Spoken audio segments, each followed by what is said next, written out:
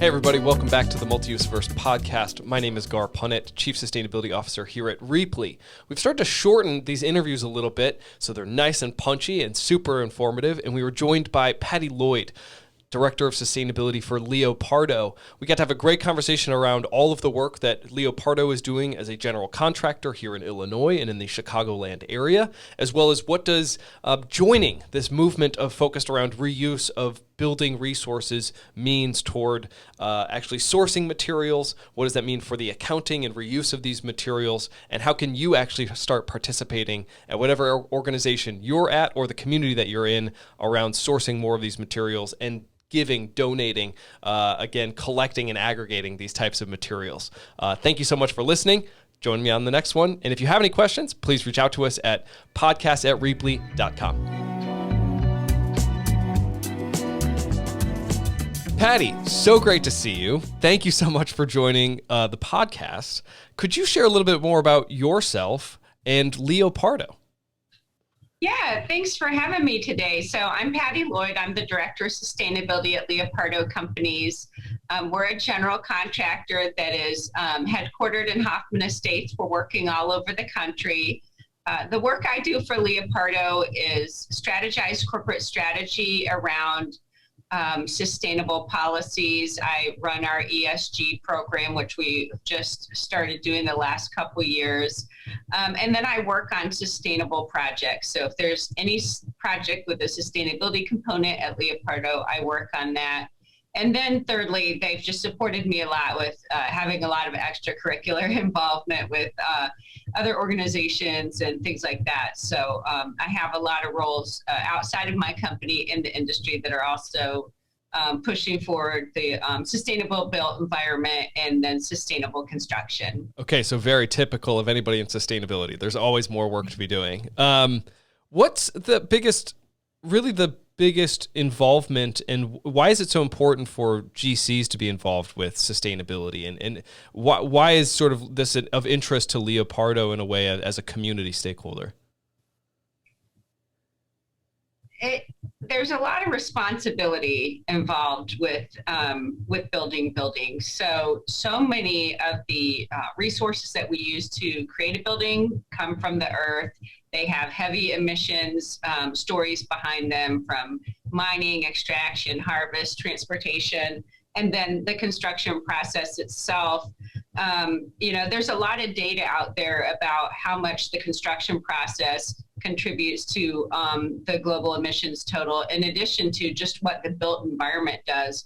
So contractors have a very specific part to play in being responsible for the actions that we can be responsible for and helping to move the industry in that direction, because there are gains to be made.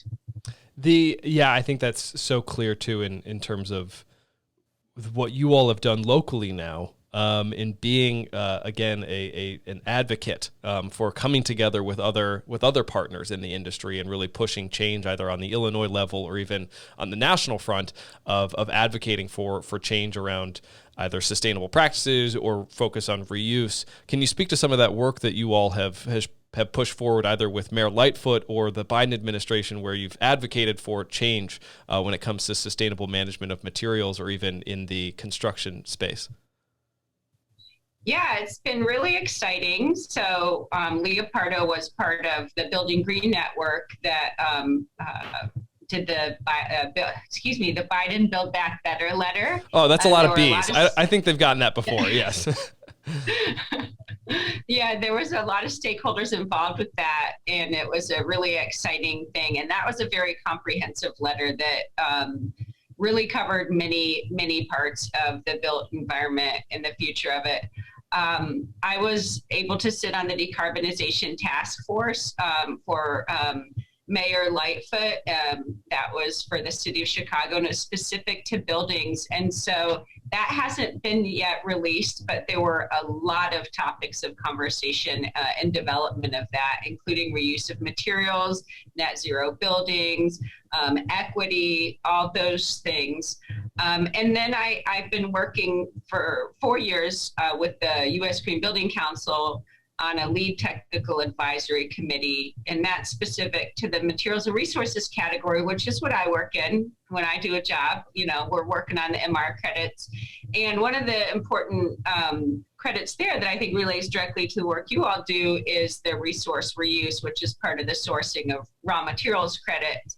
And being able to prioritize that resource reuse up to 200% of its value in the rating system really speaks to how important this is. So those are just some ways we're working outside, I'm familiar enough with sort of the material resourcing and figuring out the credits associated with. Could you break that down, though, for me a little bit and for the audience on the complexity of sourcing those materials and then how that's all sort of gone into creating reports for either a project or how that adds to sort of the impact that you all are starting to provide to it at Leopardo?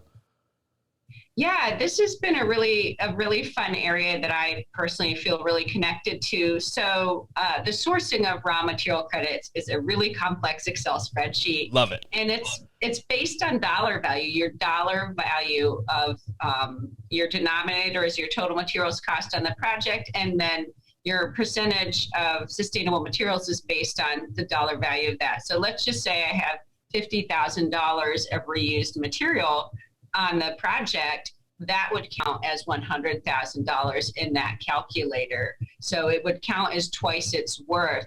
Whereas if I was just looking at certified wood, that certified wood would only count for one time its worth. So we were able to weigh more heavily reused materials as a way to try to spur the marketplace. What we're seeing on our side is it's happening pretty frequently with FF&E, fixtures, furniture, and equipment. But on the building components itself, particularly with commercial building components, it's a little more difficult to get them into the reuse stream.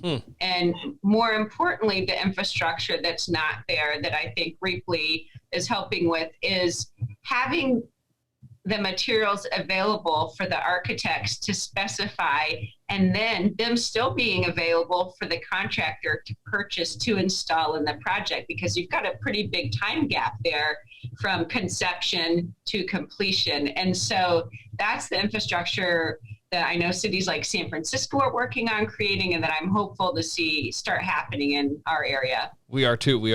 I love that. So what's the complications then you've seen in the industry then around the sourcing of how do these materials, what type of advice do you have for those that are seeing materials maybe pile up or exist on their site where they're trying to think, oh, how do I use this? Or what is this even good for? What type of recommendation do you have for those types of individuals? I think that doing a waste audit at the beginning of a project, so much of this happens during the demolition phase. So first of all, you need to be hand in hand with your demolition subcontractor, because if you don't have a partner that's willing to participate in that, it's going to make it real difficult. There's often schedule implications. And so having the time in the schedule to get those things out in a way that maintains their integrity is really important. You can't smash and grab something out and then it be usable to someone else. So these things have to be handled with care. And then finding the resources of where to divert them. Sometimes that's challenging. At our company, I feel great. All our superintendents know they can call me and say, Patty, I've got 12 doors. What do I do? And I can help find a source for them. But oftentimes, there's not a cohesive network of where to distribute the materials or where to get them from. And so I think those are some of the challenges as we ramp up development of this new industry. No, you're absolutely right. It's getting people the option or the options that they could actually take. We need to move away from, although important, the manual effort of picking up the phone. You don't need 20 calls, Patty, every day saying, where does this go? We all need something that we can turn to say, oh, this can head this direction, and knowing that flow will be taken care of because it's going to maybe a local deconstruction type nonprofit who then can figure out the next purpose for it. So that's I love that, and I love that you are the manual directory there too, that they have you as a resource. Well, can I interject on please, that? Yes. So I feel really strongly that we have to be able to do these things at scale. So it's great that our guys know they can call me, yes. but that's only 12 doors. How do we move 1,200 doors? And in order to continue to conserve our valuable landfill space and conserve these precious materials that are not waste, we need to be able to do it at a much bigger scale. We need all the GCs to be able to do it. And so I just wanted to point that out. It's great to do these small, good things, but getting to scale is really where it's at. Thank you for absolutely interjecting and enforcing that. You're exactly right. What is this? How does this play into here in Chicago, in Chicagoland? How does this play into our new climate action plan and what's sort of been proposed around deconstruction or reuse of materials in our community? Yeah, it's really exciting. So first of all, I would say that Cook County does have a recovery piece in their I don't want to call it waste ordinance, but they have a waste plan, and in the residential construction marketplace for Cook County, there's a recovery piece. I was really excited to see the draft climate action plan from the city of Chicago, because first off, it ups the criteria of waste diverted from landfill. So right now, the city of Chicago has a 50% waste diverted from landfill ordinance for all construction, demolition, and debris. But secondly, and far more exciting to me, was the added language in that they're going to start prioritizing reuse over recycling. And if you look at the hierarchy of waste, the reuse comes before the recycling, because you've got less inputs of energy, less inputs of material. And so, it's just like the trophic pyramid. Your best value is at the top. So absolutely. What do you think this is going to mean for the industry? I mean, how does this affect, when something comes down from, and it's not quite even policy yet, it's in the planning form. It's essentially almost saying, hey, this is where the city thinks it's going to be going. How does that, even in its early stages, start to affect decision making across GCs, across the industry, from your experience? I mean, sarcastically, if the supply chain issues continue as they are, we can all take a lot of pressure off of the supply chain by really jumpstarting this. But I think that the industry, commercial construction, has been slow to adapt to this idea. And I think there's some risk that contractors might see. Is it structurally stable? What's a warranty period? Totally. Are there harmful components in it? And I think there's a lot of work going on behind the scenes to start to answer those questions and to start standard setting. And I think those things are going to do a tremendous amount to get things moving more quickly in the construction industry. That's almost, I guess, then if I had an emphatic point to make here is we've seen that happen often where there might be 99% of things that might be good, but it's these edge cases that people can highlight and say, but what if this? What if that? If it doesn't somehow meet some sort of standard or some sort of something. And it's like, well, that doesn't happen all the time. You still have all these great materials over here. Why focus on why this particular 1% is messing up the whole system, when really we should just figure out, okay, how do we solve that 1%? How do we issue new warranties? How can we get sort of even upstream manufacturers to participate in this type of system where they can say, oh, our doors are this, or they can live up to this percentage of wear and tear or something. Maybe they can assert that even though they're deconstructed and they're still of good value, they might be able to put a warranty on, and then maybe that even drives revenue for them somehow. So that could even be of interest. But I think in that too, I'm highlighting that we shouldn't live in those edge cases of the what ifs. It really needs to be about, okay, there's so many materials. There's so much good that's going to be coming from all of this action that we're taking, that we need to start thinking about how can we do something, not the reasons why we can't. Yeah. I'd also like to say, there's some tools out there that can be used as a contractor. The contract documents are our Bible. Like if it's in the specifications or it's in the drawings, that's a contract document for us. We have to execute what's there. And so, for architects, they can write these things into their specs. They can either write recovery language or they can specify specific materials. And I know you and I have spoken about great companies like Doors Unhinged. They're receiving the doors, but then they're also refurbishing them, and they're contacting people and saying, "Can you put these in your specs?" So as architects are trying to meet their AIA 2030 commitments and other materials commitments, I think they're going to start trying to figure out how to close some of the loopholes that are in the industry that are preventing them from being able to specify reused materials. And then that empowers us as the contractor to purchase and use them. And so I think there's some great movement coming. Also, not just to yawn on and on, but the whole ESG movement, people are having to report. And when you're looking at reused materials, you're looking at avoided carbon. And so capturing that tiger by the tail and being to say, hey, we avoided this much embodied carbon because we reused these structural members, that's a big deal. It is a big deal. And I think so much too that at least I speak about sometimes is really about not only is something going to be of value and there might be a dollar value associated with a particular material type or item, but I'm a true believer that there's going to be more decision making based on that carbon value, and that's actually in even some cases might outweigh the value of the material itself.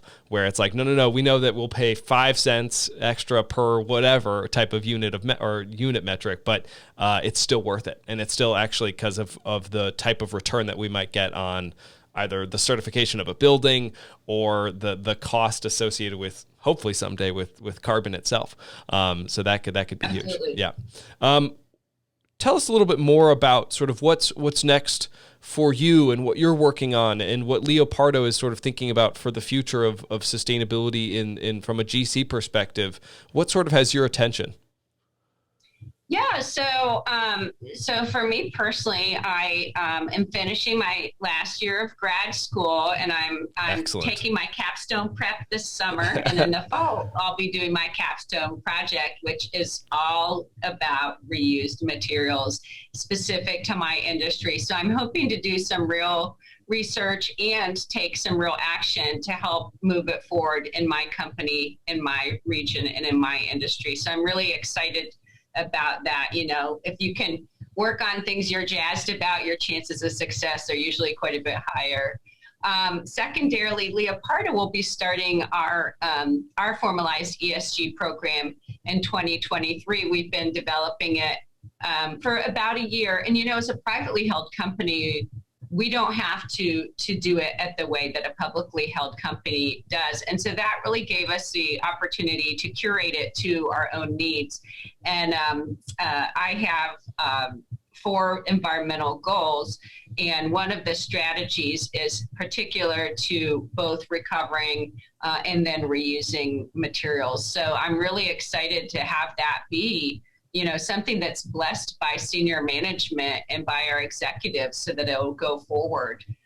So that's really exciting. I love that. And I think that speaks to, again, the local advocacy that any organization can take in pursuing standards within their own organization and pushing that across other different communities as well. What would you say would be a call to action, though, for anyone looking to start something? Like, where did you start when pushing that this new framework or this new ESG project that you've been working on? How does one even do that at an organization? How does it start? How can you sort of lay the bricks for someone else? I will say that we do have an advisory board that asked us to engage in ESG. I was aware of it and I had introduced the concept to the company, but it really took that higher level group saying this is a business decision and this is important for business. And so I was very thankful and appreciative of that. Within, I always like to say, like, oh, what do you do with your own life? Like, if my kid says, I need some new jeans, I take them to a resale shop and say, go find some pants. And to adopt that philosophy through most things in my life, we've been able to we've been able to avoid a lot of costs, and we've been able to, not support this consumerism model, the take, make, waste model that we currently have in our company, in our country. That's great on a personal level for people, but when you're talking about businesses, it's a little different. And so the priorities and the strategies have to be different. I literally spent the day loading 2 pallets for Zero Landfill Chicago with all of our architectural samples, binders, wow, trace, secretarial things, all those things are going to be 2 pallets of stuff avoided from the landfill that someone else is going to find a good use for. We've probably been doing that for a decade, but I would say we started small thinking about these things as a company, and then we continued to grow.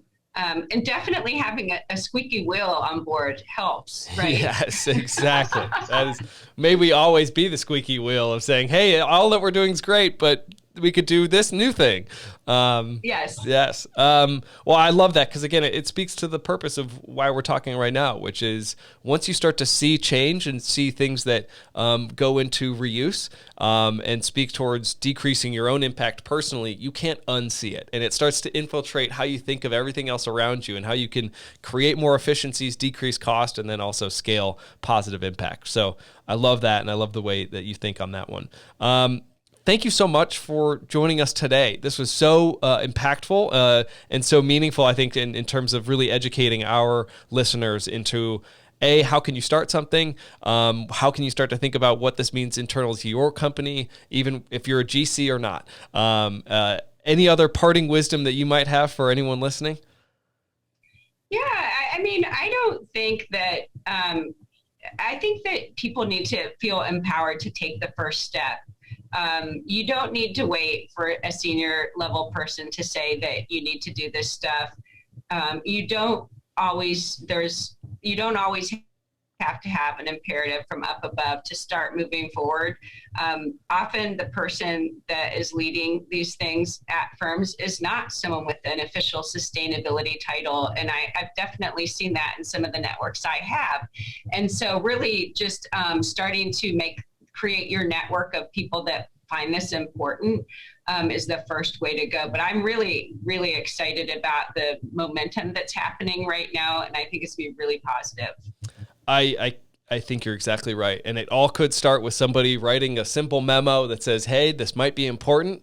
And then for all you know, it gets circulated and then it gets elevated and then decisions start to get made because of that. So I absolutely agree. Just write your thoughts down, get your sustainability vision in order, and you never know what could happen too as that circulates throughout an organization. So I agree. Just get something on paper. Well, Patty, thank you so much for joining. It was a pleasure to see you again. And I look forward to our next conversation. Thank you. Have a great day.